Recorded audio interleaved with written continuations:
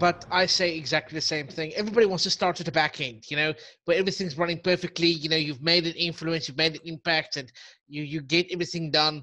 Unfortunately, it doesn't happen that way. We have to start one step at a time and eventually reach up to the last step, the highest platform.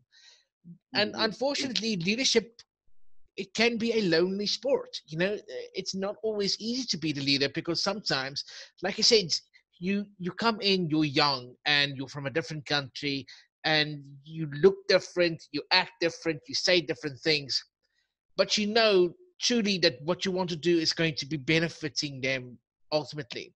And sometimes that means you have to act like you are cross, or you have to be more direct or more stern than what you normally would be. And that's unfortunately part of leadership. You don't lead to be liked, you lead for the results.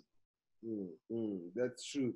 Um, I've had my fair share, I think, of that over the past few years, especially in Toastmasters, and it has grown to be a huge challenge. I mean, I was sharing with a few colleagues recently that one of my most toughest leadership learning experiences were the last 6 months of my term as public relations manager, because I also gotten onto this cabinet, and the pressure there is blood boiling. The pressure is, you can feel it, you cannot hide it. And again, I was running for a different office, something unorthodox, something unexpected of me.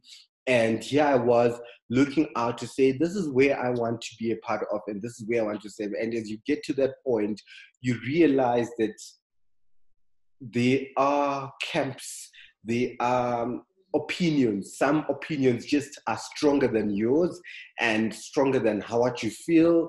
And because we're human, we tend to have these things thinking that this is going to crash. And it was one of those challenging experiences where I had to learn to rise above it. You've got to develop a strong sense of emotional intelligence. Otherwise, you would be kicking and pushing everyone who comes in your way because of how intense it can become.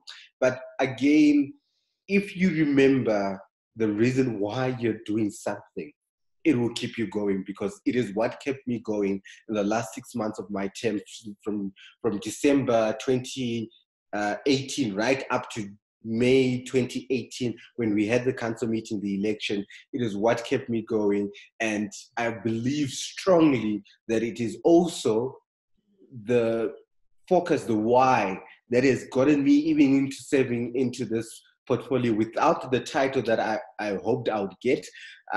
It is the why that has kept me going, because that alone is enough a drive, it's enough fuel to keep us going. But it can get very lonely, it can get very difficult, it can get very challenging, both emotionally and emotionally draining, so much so that sometimes you get into some form of depression and you're asking yourself, why the hell am I doing this? It can also drain you financially, and you ask yourself, why the hell am I doing this? But sometimes you find yourself, you're like, I've committed to doing this, let me just do it and get it over and done with.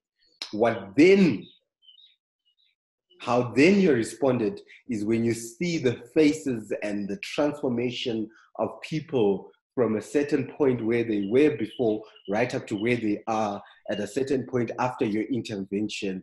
You will not regret ever sacrificing your emotions, your time, your effort, your finances, because the transformation is just too visible. It's amazing. So it is a lonely sport. It is a challenging and intimidating experience, but it is wide rewarding, and I wouldn't take anything away from it. That's part of the development that everyone has to go through. It is well rewarding, though lonely and challenging.